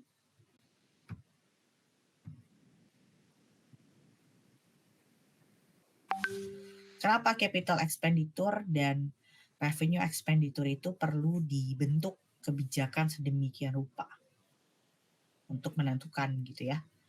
Cost-nya tuh masuk ke CAPEX atau masuk ke OPEX.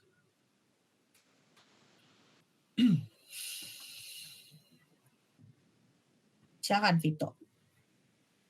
Tahu Talia, mungkin Talia udah punya jawaban atau ada pendapat lain ya selain yang tadi disampaikan oleh Dini.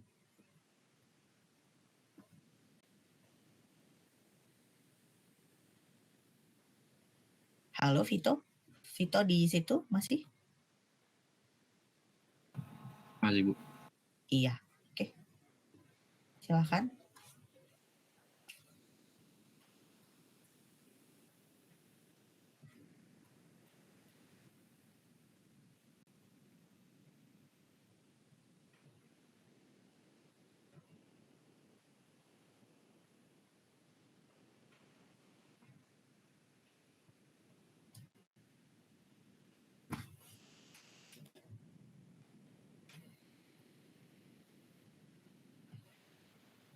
Atau Dina ya, mungkin sudah on cam, bisa disampaikan menurut kamu apa yang menjadi urgensi, kenapa harus ada kebijakan yang diatur terkait penentuan kedua cost tersebut ya, Gina. Gina Zafira, silakan Gina. Karena saya agak mirip gitu sih Bu sama kayak Dini, karena kan mereka beda ya. Kalau revenue itu manfaatnya dinikmati dalam periode akuntansi, sedangkan capital expenditure itu kan mengatur pengeluaran yang membantu pengelolaan aset perusahaan. Jadi kayak harus ada pemisahannya gitu Bu, harus ada pemisahan yang jelas antara mereka berdua agar mungkin agar tidak terjadinya kesalahan gitu Bu. Oke, berarti supaya tidak terjadi kesalahan gitukah poinnya? Terjadi kesalahan apa? Lebih ke beda masa manfaatnya gitu Bu. Oke, berarti menentukan masa manfaat dari aset tersebut gitukah maksudnya? Kita bisa memudahkan untuk pengklasifikasian dari aset tetapnya gitu ya. Berarti fokusnya di asetnya ya berarti ya, Gina, maksud kamu? Iya Bu, kan kalau misalnya revenue lebih ke periodenya, kalau misalnya pengeluaran modal itu dia kayak memperbaiki aset tetap perusahaan, terus kayak kalau misalnya keadaan usang gitu terus dijual gitu. Itu gak sih Bu, saya masih bingung. pendapat kamu aja gitu ya. Oke, baik. Berarti fokusnya itu adalah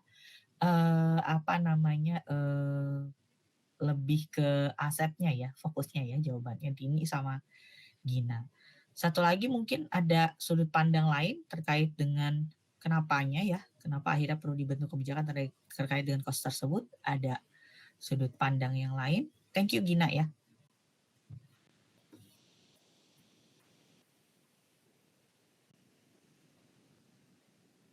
Dava Darmawan, silakan.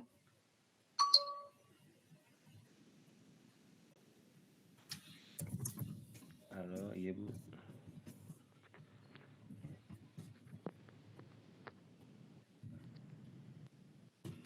Ya, gimana Dava? Ada insight? Tadi kenapa perusahaan melakukan capital expenditure ya Bu? Bukan, tapi pertanyaannya adalah tadi kan capital expenditure sama revenue expenditure itu adalah tipe biaya ya, tipe cost yang dikeluarkan oleh perusahaan yang berkaitan dengan aset tetap, dan dia itu perlu dibentuk kebijakan gitu. Jadi biasanya company itu diminta untuk, bukan diminta ya, tapi memang seharusnya itu menentukan kebijakan terkait dengan kedua cost tersebut. Jadi ketika ada cost keluar terkait dengan aset tetap tuh mereka ada panduannya gitu, harus dimasukkan ke dalam capital expenditure dan dimasukkan ke dalam revenue expenditure. Nah, itu kenapa seperti itu gitu. Itu sih pertanyaannya ya.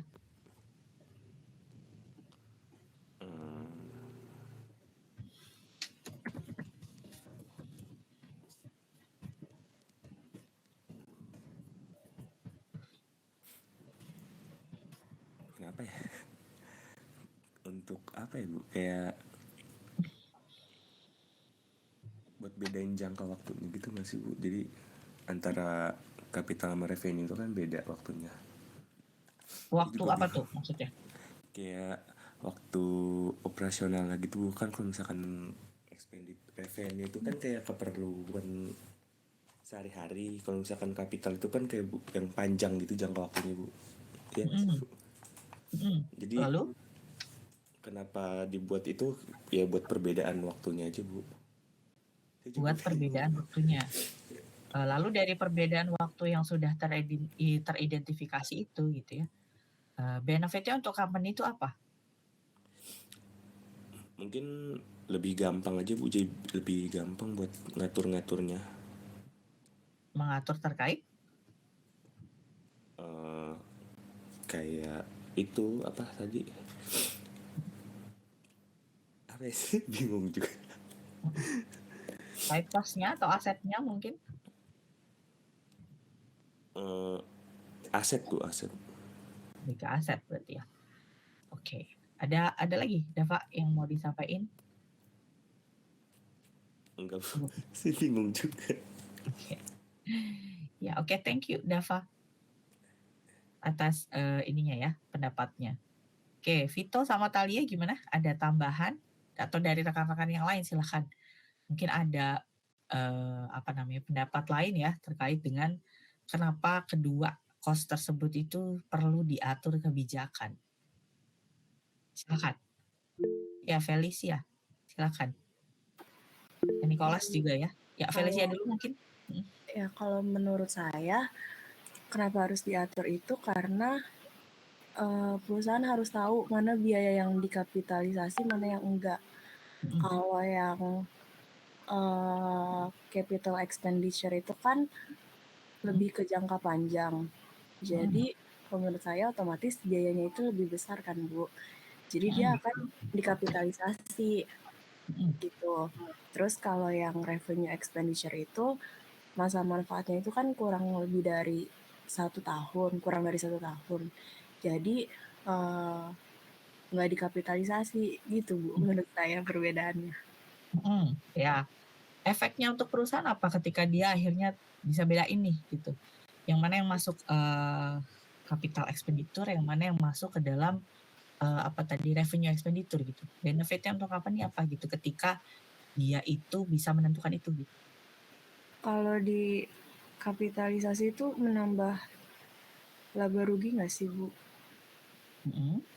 Iya, jadi bertambah laba atau ruginya. Kalau masuk ke? Kalau dikapitalisasi. Kalau dia masuk ke revenue expenditure? Apa ya?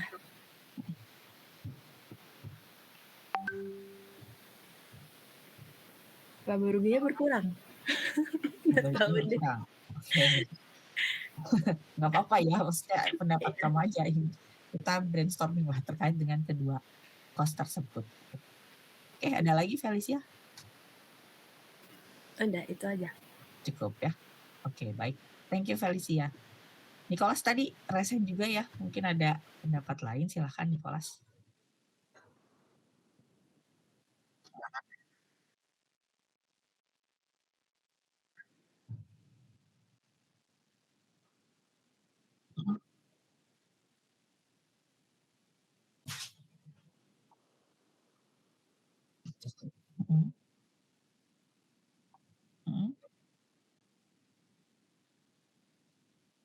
Oke. Oke. Itu terkait pencatatan ya, fokusnya yaitu tadi sama komunikasi terkait dengan aset tetap ataupun cost kepada pihak eksternal ya. Oke, thank you Nicholas. Oke, cukup ya mungkin. Nah, mungkin kita breakdown ya. Apa pengertian tadi sebenarnya udah di-mention juga sama teman-teman semuanya bahwasanya capital expenditure lalu sama revenue expenditure itu bedanya adalah ya kalau capital expenditure dia akan menambah si aset tetapnya ya kapitalisasi gitu ya. Dia akan menambah si aset tetapnya baik dari segi umur manfaat ataupun dari nilai perolehan gitu ya. Tapi biasanya fokusnya itu ya di umur manfaat ya. Jadi biasanya ada cost yang terjadi relate dengan si asetnya itu dinilai nih sama company. Kira-kira dia itu memberikan manfaat nggak yang material gitu untuk si company-nya ataupun si asetnya, atau ternyata enggak lah, ini nggak terlalu material dan rasanya nggak perlu dah dikapitalisasi. Dan kalaupun dia memberikan manfaat pun itu kayaknya nggak terlalu lama, paling dalam jangka waktu sebulan bahkan berapa hari gitu misalnya. Nah, sehingga akhirnya dia bisa dikapitalisasi.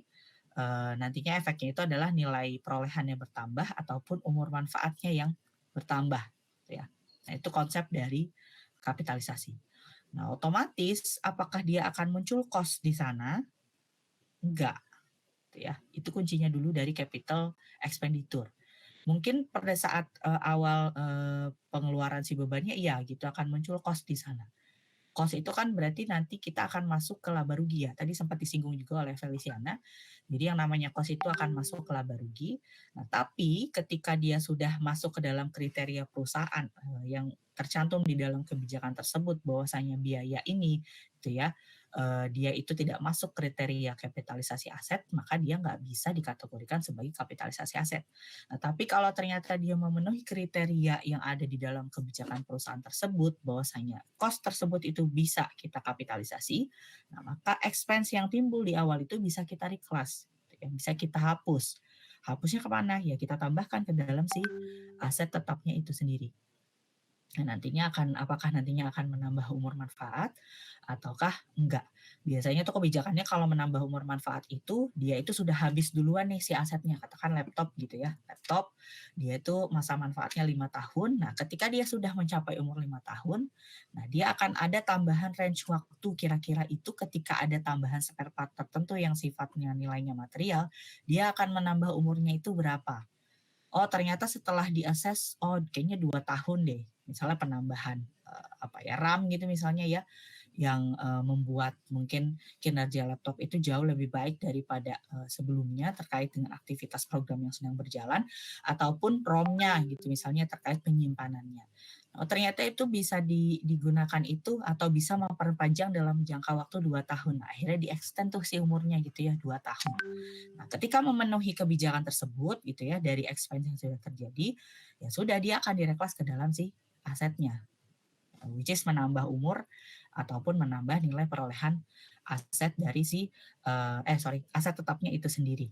Gitu ya. Nah, dia nggak akan memunculkan cost. Itu dulu konsepnya ya dari si capital expenditure. Tapi kebalikannya gitu ya, kalau revenue expenditure itu adalah penentuan biaya di mana dia itu langsung dibebankan sebagai cost. Entah itu cost nanti mungkin berasal dari si divisi tertentu gitu ya, berdasarkan cost centernya masing-masing, ataupun ya langsung biaya operasional yang memang langsung ke HO gitu misalnya, atau head office-nya gitu ya, dibebankan langsung ke head office. Atau bagian orang-orangnya langsung gitu misalnya, yang kalau memang ternyata pusat biayanya itu dipusatkan kepada masing-masing personil di dalam perusahaan tersebut gitu ya. Nah, jadi dia langsung muncul cost tuh di sana.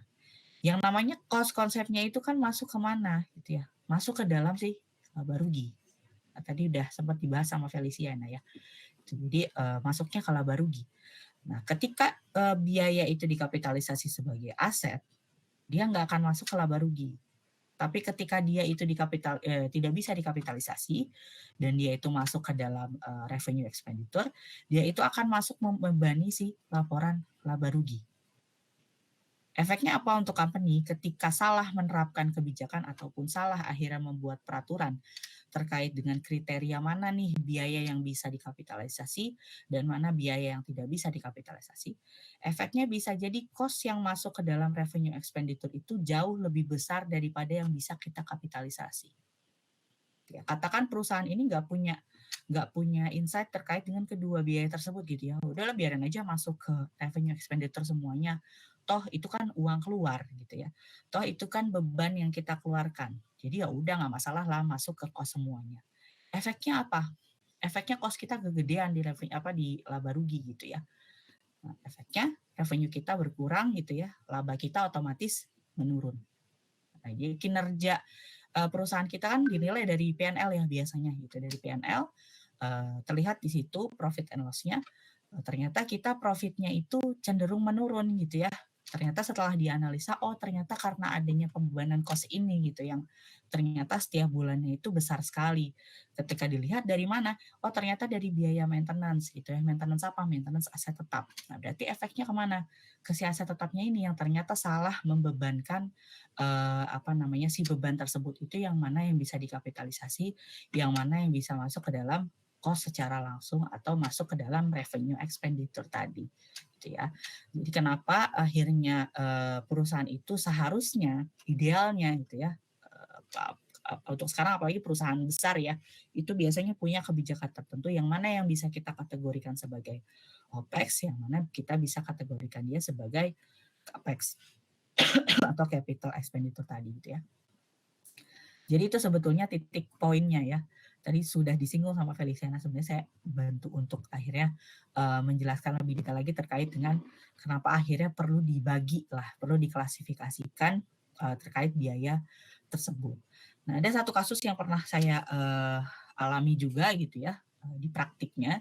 Jadi pernah ada satu permintaan dari manajemen bagian accounting di mana selama ini itu bagian cost yang memang keluar yang relate kepada si aset tersebut tuh banyak sekali yang tidak diatur secara umur minimalnya. Jadi ketika si aset tersebut itu sudah habis masa manfaatnya, kemudian ada pertambahan aksesoris ataupun pertambahan dari spare part dari aset tersebut, nah itu kan ada kebijakan yang diatur ya. Jadi nambah umurnya itu nggak boleh lebih dari 4 tahun. Nah, ketika penambahan aset itu kan nggak mungkin setelah aset itu habis pasti ada penambahan ya. Bisa jadi ada jeda waktu 2 tahun, jeda waktu 3 tahun, barulah dia nambah spare part baru gitu misalnya. Atau nambah bagian-bagian lain yang baru. Yang otomatis umur yang tadinya extend 4 tahun kan bisa berkurang gitu ya, si umurnya gitu. Nah, jadi company ini merasa bahwa kebijakan tersebut tuh perlu diatur sehingga akhirnya yang otomatis masuk ke dalam kapitalisasi aset itu yang mana umurnya itu minimal gitu ya 1 tahun 1 bulan. Jadi kalau misalnya ternyata si aset ini sudah habis gitu ya, laptop katakan 5 tahun, sudah mencapai 5 tahun, lalu dia baru ada penambahan spare part baru itu di tahun ke, kalau nambah 4 berarti 9 ya, di tahun ke-8 misalnya. Nah, otomatis kan akumulasinya umurnya itu kan tinggal 1 tahun ya, gitu ya, 8 tahun, lalu tinggal 1 tahun. Nah, kalau melihat kebijakan company yang baru, gitu ya, aset ini udah nggak bisa jadi, cost yang timbul karena spare part itu udah nggak bisa jadi capex gitu ya. Karena memang dia di bawah kebijakan yang baru, yaitu di bawah 1 tahun 1 bulan. Nah, sehingga dia langsung masuk ke dalam si cost atau biaya yang masuk ke dalam revenue expenditure tadi. Nah, langsung masuk ke sana gitu, nggak akan bisa jadi kapitalisasi aset. Nah, akhirnya kita diminta untuk melakukan pengembangan gitu ya dari si sistem yang sudah berjalan, sehingga nantinya sistem ini ada validasi atau ada menghitung gitu umurnya itu sudah di bawah 1 tahun 1 bulan atau masih lebih di atas 1 tahun 1 bulan. Kalau jadi ada validasi gitu ya. Kalau misalnya dia sudah 1 tahun 1 bulan, sudah mencapai di bawah 1 tahun 1 bulan, dia akan langsung dilempar ke cost yang biaya langsung gitu ya, pembebanan di P&L. Tapi kalau dia ternyata masih di 1 tahun 1 bulan ataupun lebih dari 1 tahun 1 bulan, dia akan masuk kapitalisasi aset. Jadi menambah umur manfaat dan juga menambah nilai perolehan asetnya. Nah, di validasi itu tuh kita sudah kembangkan gitu ya, sudah kita tes dan sudah oke. Nah, ternyata kebijakan tersebut dievaluasi oleh manajemen yang lebih topnya gitu ya. Ternyata ketika dievaluasi bahwasanya banyak sekali penambahan dari spare part ataupun hal-hal yang lainnya yang bisa menambah aset tersebut tuh ternyata banyak loh yang di bawah 1 tahun 1 bulan. Karena ya itu tadi pertimbangannya satu aset yang sudah habis, penambahan embel-embelnya itu tuh belum tentu langsung ada pertambahan ketika habis. Jadi ada jeda waktu dulu gitu, bahkan bisa jadi sampai dengan umur maksimum pertambahannya itu si aset tersebut udah nggak ada pertambahan apa-apa gitu ya. Tapi cenderung banyak gitu ya yang pertambahan gitu. Cuma memang waktunya lama gitu, butuh waktu beberapa tahun lagi sampai dengan batas maksimalnya tadi untuk akhirnya ditambahkan ininya ya, spare part tertentu yang efeknya tadi menambah umur ekonomis dan juga si nilai asetnya.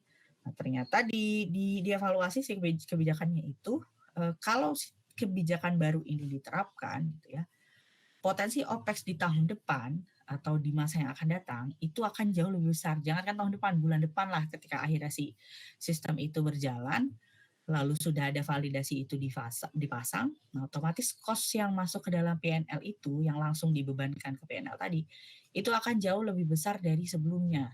Karena yang tadi sebelumnya kan umur berapa aja boleh jadi capex gitu ya, boleh masuk ke capital expenditure. Tapi kalau sekarang dibatasin gitu ya, di bawah 1 tahun 1 bulan tuh udah nggak bisa otomatis kelempar ke dalam PNL. Itu cost itu tadi. Gitu. Nah, otomatis efeknya ya tadi ya, PNL kita cost-nya akan jauh lebih besar gitu dibandingkan sebelumnya. Nah, akhirnya tindakan perusahaan akhirnya kebijakan itu di take out gitu, di take down, nggak jadi diterapkan. Ya, akan ditinjau ulang kembali kira-kira yang efektif dan efisien itu kebijakan barunya seperti apa sehingga kita bisa memanage aset umur asetnya gitu ya, pertambahannya supaya nggak terlalu kecil juga dan tidak terlalu besar juga. Tetapi potensi cost yang masuk ke dalam revenue expenditure itu bisa juga kita manage, ya bisa kita tekan juga gitu, nggak berpotensi akhirnya membengkak di masa yang selanjutnya gitu ya. Nah, akhirnya kebijakan tersebut di take down dan akhirnya sistemnya pun dirubah sesuai dengan kebijakan si manajemen ini gitu ya. Bahwasanya kebijakan tersebut tadi sudah ditarik, akhirnya si sistemnya ini dibalikin lagi seperti awal gitu ya. Dicabut validasinya sehingga penentuan capex atau opex-nya itu balik ke semula. Jadi umur berapapun itu dia bisa masuk ke dalam capex selama memang masih masuk masa 4 tahun pertambahan tadi yang maksimal gitu ya. Seperti itu. Ya, jadi itu sekedar gambaran aja bahwasanya yang namanya kebijakan satu company terhadap satu flow tertentu itu sangat mempengaruhi sistem berjalan. Ya, karena sistem itu balik lagi dibuat itu ya berdasarkan kebijakan. Kalau nggak ada kebijakan, nggak mungkin sistemnya kebuat gitu ya. Kalaupun dibuat ya mungkin buat asal-asalan aja sesuai dengan standar dari si vendornya. Kalau memang ternyata sistemnya itu buatan vendor gitu ya, terima jadi apa adanya, kita beli dari satu perusahaan sebuah aplikasi lalu kita pakai gitu aja. Nah, kita akan ikut kebijakan aplikasi tersebut gitu. Tapi kalau ternyata kita punya kebijakan tersendiri, kita punya SOP tersendiri terkait dengan flow-flow yang ada di dalam satu company, nah otomatis sistem itu yang harus menyesuaikan kita gitu ya. Jadi sistem itu berjalan berdasarkan kebijakan apa yang kita buat gitu ya, kebijakan apa yang diberlakukan di dalam company kita. Ya, dan itu nggak bicara capital expenditure dan revenue expenditure aja ya sebetulnya. Tapi semua flow yang ada di dalam satu perusahaan tersebut gitu ya. Baik yang relate to accounting ataupun yang enggak gitu. Jadi sekrusial itu sebuah kebijakan dalam satu company. Ya, itu baru bicara capital expenditure dan revenue expenditure ya. Belum yang lainnya gitu. Makanya penting sebuah kebijakan dibentuk oleh sebuah company gitu ya. Karena nantinya menentukan itu sistem yang nantinya berjalan di dalam sebuah entitas gitu ya. Oke, baik. Itu ya terkait dengan kebijakan yang nggak molor 15 menit. Apa ya, itu sekedar hanya informasi aja, informasi tambahan terkait dengan supaya dapat insight lah kenapa perlu kebijakan itu dibentuk gitu di dalam satu company karena efeknya ke situ gitu ya. Oke, baik. Kita absen dulu ya rekan semuanya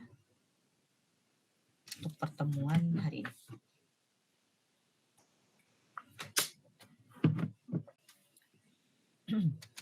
Kita pertemuan terakhir ya. Pertemuan 17.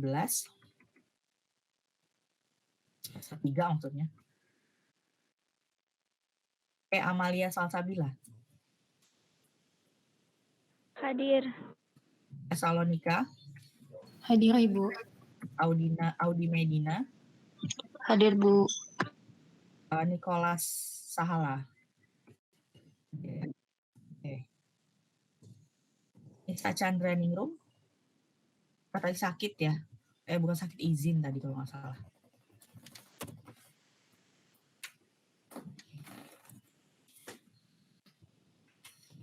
Bentar ya.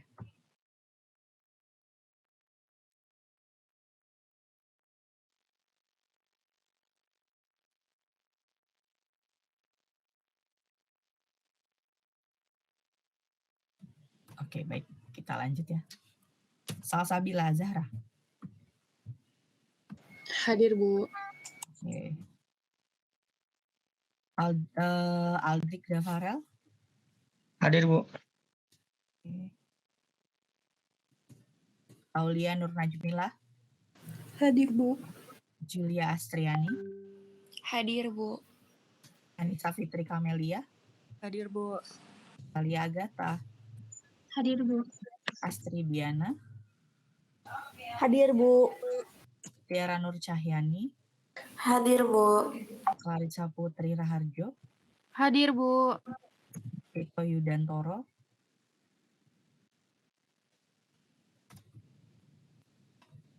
Vito Yudantoro hadir? Tadi hadir ya, tapi sekarang hilang. Oke, mungkin nanti minta tolong dibantu untuk confirm ke saya ya, untuk Vito. Haidar Marwan. Hadir, Bu. Najwa Diva.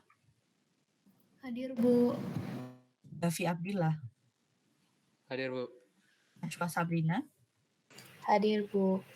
Feliciana Pradita. Hadir, Bu. Nabila Atika. Hadir, Bu. Ya, Eva Faiza. Hadir, Bu. Ina Zafira. Hadir, Bu. Ini Octavia. Hadir, Bu. Dava Darmawan. Iya, Bu. Ya, Putri Farida Husno. Ada, Bu. Elsya Sabrina. Hadir, Bu. Arik Luna Atala. Hadir, Bu. Eva Aditya. Hadir, Bu. Oke. Semua ya, kecuali Nisa. Ini tadi izin. Lalu Vito ya, mungkin nanti boleh minta tolong confirm. Oh, Vito sudah hadir? Oke. Hadir ya, Vito.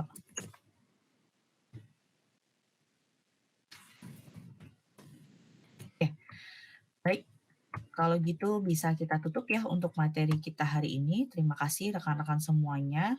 Saya mohon maaf untuk pertemuan selama di semester 3 di mata kuliah Sistem Informasi Akuntansi kalau banyak mungkin ketidakjelasan dalam penyampaian gitu, kurang jelas dalam penyampaian ataupun kurangnya materi yang diberikan ya. Rekan-rekan bisa cari dari berbagai sumber, apalagi sistem informasi itu adalah dunia yang bukan umum ya, maksudnya luas ya kalau kita bicara sistem informasi gitu. Bahkan ketika kita belajar sistem informasi akuntansi itu ya kemana-mana gitu kan nyangkutnya ya, ke berbagai bagian yang mungkin bukan accounting banget gitu. Nah memang itu sifatnya dari sistem informasi karena dia mengcover semua flow yang ada, bukan hanya akuntansi aja.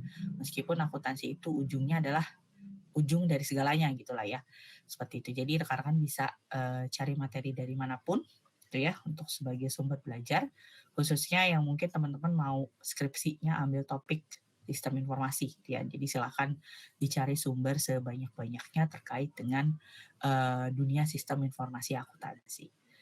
Oke, kalau begitu kita akhiri ya. Selamat UAS rekan-rekan semuanya di 2 minggu yang akan datang. Nanti kita ketemu lagi di UAS di tanggal berapa tuh? 16 ya, mulai UAS ya. Semoga lancar semuanya UASnya semester 3 dan bisa lancar juga untuk menghadapi semester baru di semester 4 ya. Mungkin nanti kita akan ketemu lagi tapi di mata kuliah yang beda gitu ya. Mungkin. Oke, terima kasih rekan-rekan semuanya atas kerjasama dan kehadiran dan perhatiannya selama 1 semester di semester 3. Saya ucapkan selamat malam. Wassalamualaikum warahmatullahi wabarakatuh. Terima kasih semuanya. Waalaikumsalam warahmatullahi wabarakatuh. Waalaikumsalam. Terima kasih, Bu. Sama-sama.